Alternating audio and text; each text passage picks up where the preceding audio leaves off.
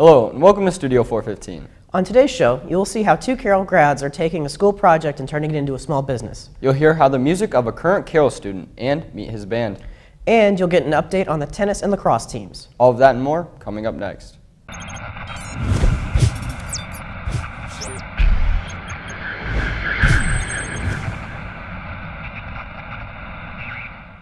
Welcome to Studio 415. I'm Peyton Manell. And I'm Gabe Schullerf. Many of Carroll's classes prepare students for careers after high school. Some of these classes are part of the Project Lead the Way program. These courses paved a career pathway for some former students. Studio 415 reporter Leah Wells has more. I had the opportunity to speak with a Carroll graduate about his new invention and how Carroll helped him with his journey.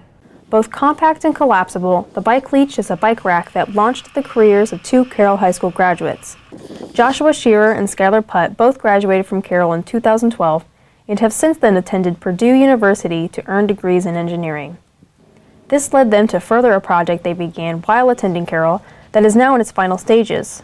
Shearer is a mechanical engineer who handles the design and construction of the project, and Putt manages the marketing aspects, such as their social media and outreach. And I remember as a kid, when I was growing up, my dad would lug his big, heavy bike rack up onto the back of his vehicle, and it would take a really long time, and it was obnoxious. So we really wanted to create the best bike rack out there and get rid of all those problems. The Bike Leech allows a cyclist to attach their bicycle to the top of a vehicle with ease in a short period of time.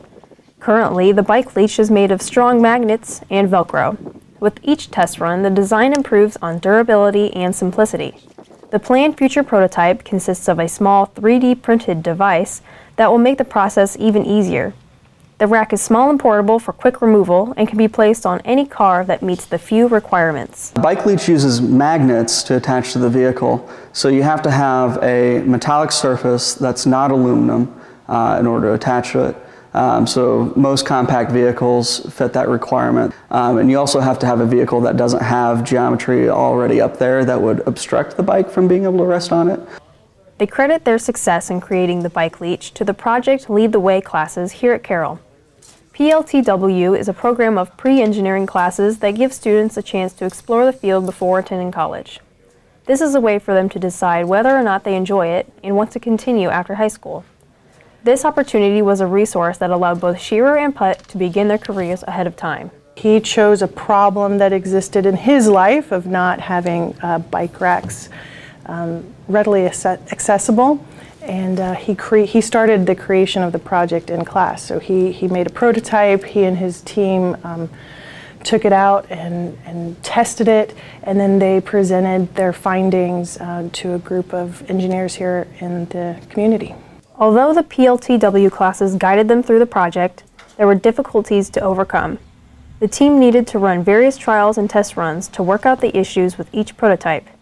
The current Bike Leech had problems securing the bike to vehicles, and through adjustments, the design has improved greatly. However, Shearer and Putt have big aspirations for the future of the Bike Leech. We would really like to get it out there for people to be able to use and experience and enjoy. We'd like to get to the market in a reasonable amount of time, but of course there's going to be a lot of testing necessary before we can get there. For those interested in the Bike Leech, visit their website at bikeleech.com or help raise money on their Kickstarter this July. For Studio 415, I'm Leah Wells.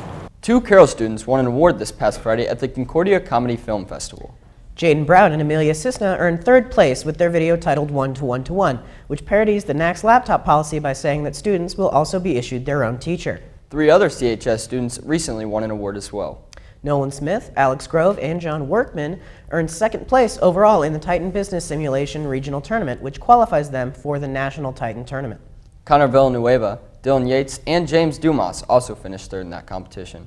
In other news, dozens of genres of music exist around the world, and new styles and varieties are being created every day. One Carroll student is leading a band that is working to add its own style to rock and roll culture.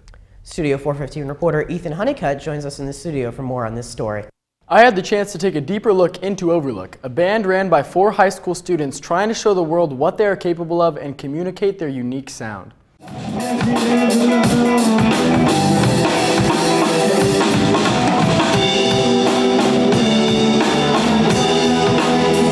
Overlook originated in August of 2016 with the goal of introducing people to their unique sound created by mixing elements of jazz, blues, rock, and hip-hop.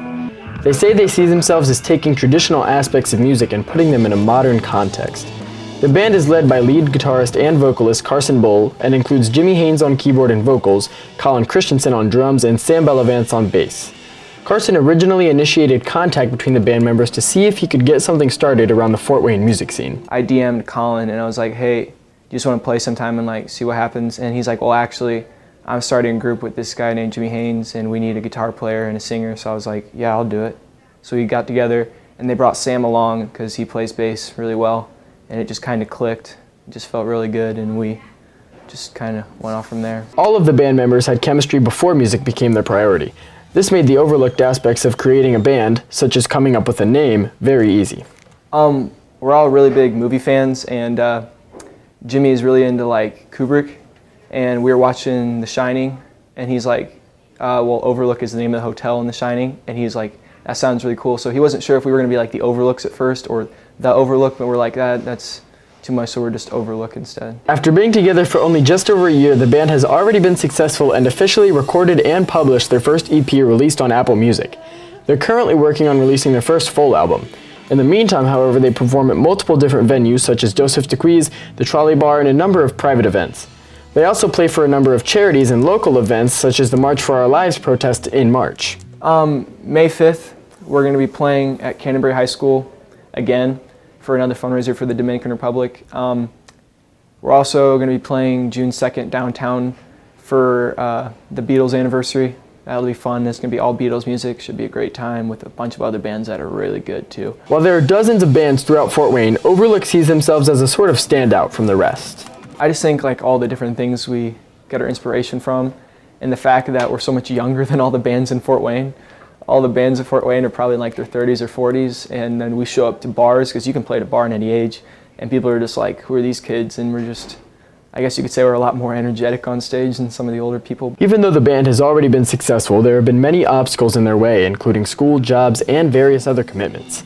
As well as the fact that 2 of the 4 band members will be attending college following next year, obviously creating difficulties in keeping the band together. It's tough to say, like, I want to go far with this band. I love all the guys in it and we have a great time, but you know, Jimmy and Carson are going to be seniors next year, and then they're going to graduate, and who knows what will happen from then. Like, if they'll go to the same college, they'll stick together, or maybe not. You know, I want to go far with it though, because it's super fun. Yeah. The band has performed at many places throughout Fort Wayne, but one performance in particular stands out from the rest for these guys. The most fun I've ever had on stage was that show at Canterbury. That was a lot of fun. We got people dancing and up and having a great time, so it was a lot of fun. Be sure to check out Overlook on the website at overlookmusic.com or on the social media at Overlook_official. I've been on a The girls' tennis team is currently 7-0 and is looking forward to another successful season. The girls have been working hard in the on and off seasons to achieve their state ranking. Studio 415 reporter Demi Wilhelm gives us an inside look at the team this year. Just past the CFC, a short walk outside takes you to the tennis courts, where you will find the girls' team hard at work. Their season began late February and looks promising to the players and coaches alike. Last year, Mia Tascos and Lauren Van Weingarten were individual doubles state runners-up and first team All-State. Team captain Sydney Jackson won second team All-State and is considered one of the 2 best players in the Fort Wayne area. In addition to this, the team won semi-state and made it to top 8 at state. Due to the fact that all varsity members are returning members, player Caitlin Van Weingarten is optimistic about their chances at state this year. The first poll for the state rankings came out and we are tied for 4th this year, so we probably should do pretty well. I think we're projected to do better than we did last year when we got to the state quarterfinals, so it should be pretty exciting. Jackson agrees. She thinks recent successes will further motivate the girls. The past couple years we've gone to state, so I'm hoping this year we can go to state again, and we've all gotten really close and we know what it's like to go to state, so hopefully that'll help in getting to state this year. A successful team requires a good coach. Math teacher Kyle Stoffel is the head coach of the girls' tennis team and a veteran tennis player. He has coached the girls' team here at CHS since 1997. Thanks to his long career of coaching, he has just recently reached his 300th match victory with the girls' team. The success of the team isn't all that the girls enjoy. Many agree that playing tennis has had a positive impact on their lives. Definitely respect. You have to have a lot of respect for your opponent and like also for your team. Like I'm playing for Carroll, not just myself now. So you have to just be selfless, humble, and just show others like you're representing a team, you're representing something bigger than yourself. Martin agrees that these lessons can be applied off the court as well. Just the control and thought process and thinking through like situations. All of the girls have made lasting friendships on the team. They believe that the coaches and teammates make a fun and encouraging atmosphere for new and experienced players alike. For these reasons, the girls highly encourage more people to join the team next year. However, Stoffel says it may be difficult to excel at first. This is a sport that you have to begin really in middle school or even younger if possible. And if you're starting as a freshman in high school, you're going to have to put in a lot of hours outside of practice and outside of the actual season at one of the racket clubs just to be able to catch up to the people who started earlier. You can catch the Lady Chargers in action at their next match tomorrow here at the CHS tennis courts at 5 o'clock. For Studio 415, I'm Demi Wilhelm. Watching or playing, sports fans enjoy the thrill of sporting events such as football or a basketball game. One such sport has seen a huge popularity uprise in the past few years. Studio 415 reporter David Israbian takes us behind the scenes of how the Carroll Lacrosse Club was formed and how the sport is growing. The Lacrosse Club was founded last year by junior Evan O'Connor, who had previously played at Dwenger High School and had wanted to bring the sport to Carroll. The team, which started with 5 players, has grown to 22 players. Well, we've all become really close. We've all become great friends. Starting out, we didn't really know each other that well. Some of us knew each other better than others, but coming together and playing the sport, it's great because it's bonded us together as a team. Lacrosse has seen a huge leap in popularity all over the world because of the combination of football, soccer, and hockey amongst other sports at its core. The game is played by players throwing and catching the ball down the field using their lacrosse sticks. When the ball is thrown in the goal, the offensive team is then scored 1 point. Although most people think lacrosse is a soft sport, it is anything but relaxed. Games usually become intense as players collide, attempting to score. One common injury that lacrosse players have to deal with are concussions. Really common injuries are concussions. I currently have one right now, and that's why I'm not practicing with the team behind me. But we have injuries with ankles, very common. We had a high ankle sprain earlier. Since lacrosse is not an official Carroll sport, the club members have to pay for all of their equipment, coaching fees, referees, and all other things that an official sport would be paid for by the school. Furthermore, because the club must follow the Lacrosse Indiana rules to compete, the team can accept players from other schools only if there are less than 20 players from the hosting school. Since the team has grown to have more than 20 players from Carroll, next season they won't be allowed to accept players from other schools, and additionally, they must remove 2 players from the team. For example, our goalie, he goes to Northrop, and he's a junior this year.